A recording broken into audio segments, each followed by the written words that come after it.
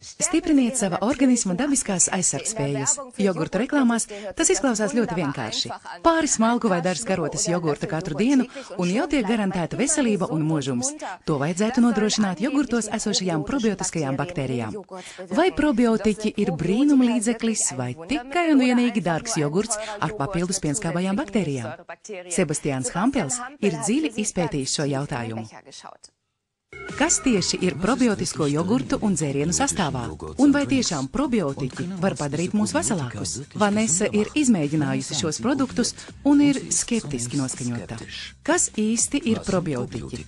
Probiotiķi ir dzīvi mikroorganismi, kuri tiek uzņemti kopā ar pārtikas produktiem un kuriem būtu pozitīvi jāietekmē cilvēka veselība. Īpašajām baktērijām ir jānokļūst zarnās, jāstiprina veselība un dabiskās aizsargspējas. Vismaz reklāmas to apsola, bet vai tā tiešām ir taisnība? Jā, es teiktu, ka tie garšo labi. Ir dzirdēts, ka no tiem uzlabojas organisma aizsargspējas vai kaut kā tam līdzīgi. Tā ir informācija, kas tiek izplatīta. Bet vai tā patiesi ir, es mazliet šaubos, jo tie garšo pavisam normāli, un līdz šim neesmu sajutusi, ka mana veselība būtu uzlabojusies. Beatrisei Mitei un viņas bērniem vairs pierādījumu nevajag. Viņi ir pārliecināti par probiotiskajiem jogurtiem. Jau apmēram 3 gadus Mitu ģimene katru dienu lieto jogurtu ar baktēriju piedevu. Beatrise beidzot jūtas vesela un moža. Es biju ļoti pārsteigta par jogurtu, kurš deva tik pozitīvus rezultātus. Pirms tam biju izmēģinājusi daudz ko, nekas nedeva ne mazāko efektu. Mēs apmeklējam pazīstamu probiotiķu ražotāju. Te katru nedēļu tiek saražotas līdz pat 7,5 miljoni mazu pudelīšu ar dzīvajām jogurta baktērijām. Bet kāpēc mums vispār ir jāuzņem baktērijas? Irmtraude Vāgnere ir uztura zinātniece un ir pārliecināta par sava darba devēja produktu. Baktērijas atrodas mūsu ķermenī un pirmām kārtām jau zarnās. Tur atrodas daudzas un dažādas derīgas, kaitīgas, labākas un sliktākas baktērijas. Un tas, protams, ir labi, ja uzņemu daudz derīgu baktēriju, un galu galā pavērojas zarnu derīgās baktērijas. Lai mūsu zarnas labāk funkcionētu, mums ir jāuzņem derīgās baktērijas. Nonākušām zarnu traktā probiotiskajām pienskābajām baktērijām ir jāatbalsta labās zarnu baktērijas un jācīnās pret sliktajām, slimības izraisošajām baktērijām.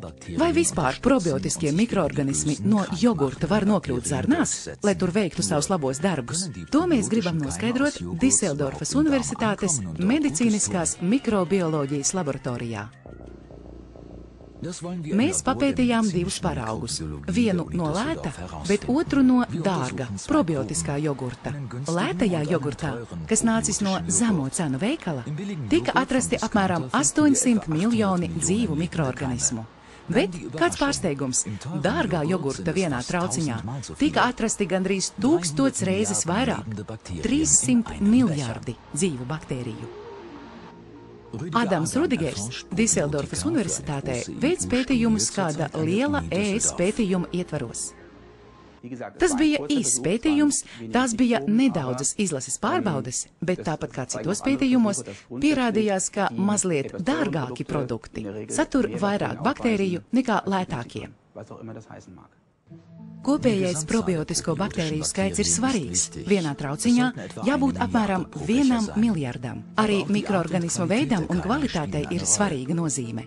Probiotiķiem, tāpat kā visām citām baktērijām, vispirms ir jānokļūst cauri kuņģim, lai tie varētu īstenot savus labos darbus. Bet kuņģa skābe ir gandrīz nepārvarama barjera visiem mikroorganismiem, arī labajiem. Visiem probiotiķiem ir šāda problēma. Jāpārdzīvo ceļš cauri kuņģim. Kuņģa skābe ir dabā tāpēc iekārtota, lai tā būtu pirmais aizsargmehānisms, kas nonāvē organismā iekļūšās baktērijas. Tas nozīmē, ka katram probiotiķim stāv priekšā šī barjera, un tam ir jābūt pietiekami dzīvot spējīgam, lai pārvarētu skābes barjeru. Vai probiotiskās baktērijas ir tik izturīgas? Mēs veicam vēl vienu eksperimentu ar mākslīgu kuņģa skābi. Mēs ievietojam lētā un dārgā jogurta paraugus atšķaidītā sāls skābē, kas ir diezgan līdzīga kuņģa skābei. Līdz vēlākai izpētei baktērijas tiek uzziestas uz plāksnītēm ar barošanas šķidrumu un uz 48 stundām ievietotas inkubatorā, lai notiktu to attīstība. Mēs redzam, ka, ja apēdam jogurtu, kurā bija ļoti daudz baktēriju, tikai pavisam nedaudzas baktērijas izdzīvojušas. Lētā jogurta ar nelielu skaitu mikroorganismu gadījumā mākslīgā kuņģa skābe nonāvējusi visas baktērijas. Rezultāts spilgti parāda, ka ir ļoti svarīgi, lietojot uzturā probiotiķus, uzņemt pietiekošu devu. Neliela deva noved pie tā, ka visas baktērijas kuņģī tiek nonāvētas un attiecīgi nenonāk zārnu traktā. Vidēji aptuveni 40% probiotisko jogurtu mikroorganismu izkļūst cauri kuņģim. Šai daļai ir iespēja zarnās sajaukties ar tur dzīvojošajiem biljoniem dažādu mikroorganismu. Diemžēl ilgi tās neizturs. Atgriežamies pie probiotiķu ražotāju Holandē. Šajās milzīgajās tvertnēs no pienskābajām baktērijām, vaipiena pulvera un glikozes sīrupa tiek radīts jogurta dzēriens. Pēc nedēļas dzēriens beidzot ir gatavs. Bet vai tiešām šādi jogurti var palīdzēt slimību ārstēšanā? Un vai arī veseliem cilvēkiem ir vērts pirkt dārgus probiotiskos jogurtus, jo vienas nedēļas porcija maksā aptuveni 3,5 eiro? Ražotājs liek lielas cerības uz šo jogurta dzērienu. Tie ir pārsteidzīgi solījumi, šķendējas daudz speciālisti. Irmtraudai Vāgnerei no Jakultas ir jāizšķiras piekrist vai nepiekrist reklāmu izteikumiem par probiotiķiem.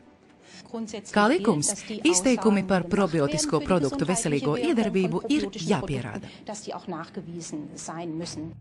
Taču pierādījumu par probiotiķu darbību zarnās ir nedaudz. Zināms, ka probiotiskie jogurtu mikroorganismi zarnās spēj vairoties īsu brīdi. Tie atbalsta labos zarnu mikroorganismus cīņā pret sliktajiem.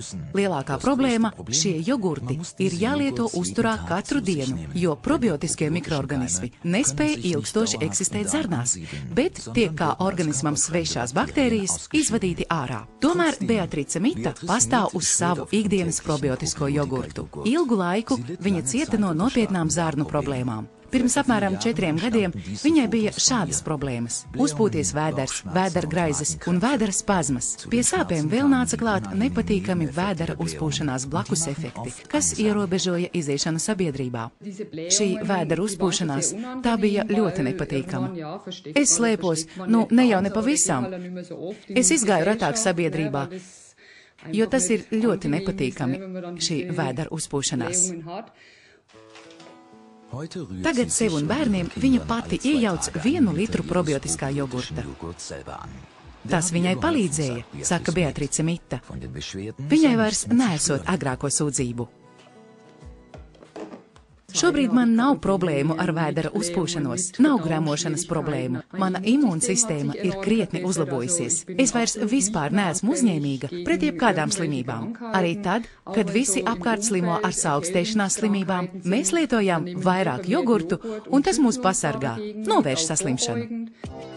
Pie noteiktām zarnu trakta problēmām probiotiķi patiešām var palīdzēt. Zinātnes pašreizējā nostādne rāda, ka gluži kā Beatrices Mita situācijā, laktozes nepanesība var tikt uzlabota, caureja ārstēta, īsākas un vieglākas ir saaugstēšanās slimības, arī alerģijas bērniem var tikt mazinātas.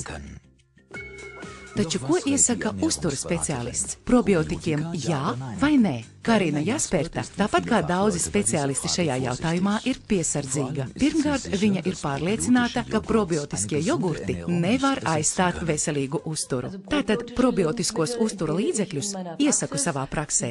Ir cilvēki, kas lieto sabalansētu un pilnvērtīgu uzturu, un grib vēl kaut ko papildus darīt savu zarnu veselības labā, kuri iespējams lieto mazāk piena produktu, jo tie nelabprāt to ēd. Un tāpēc iespējams kalcija deficīts. Vai arī vienkārši vēlas stiprināt savu imūnsistēmu. Tāpēc katru dienu regulāri lieto šos produktus. Probiotiķi var palīdzēt, taču tā tas nav vienmēr. Vanesa, piemēram, nav sajutusi veselības uzlabošanos. Tas nav nekas neparasts, jo katra zarnu sistēma ir savādāka, un katrā jogurtā ir citādi probiotiskie cēlni. Tātad labāk ēst daudz augļu, dārzeņu un pilngraudu maizi.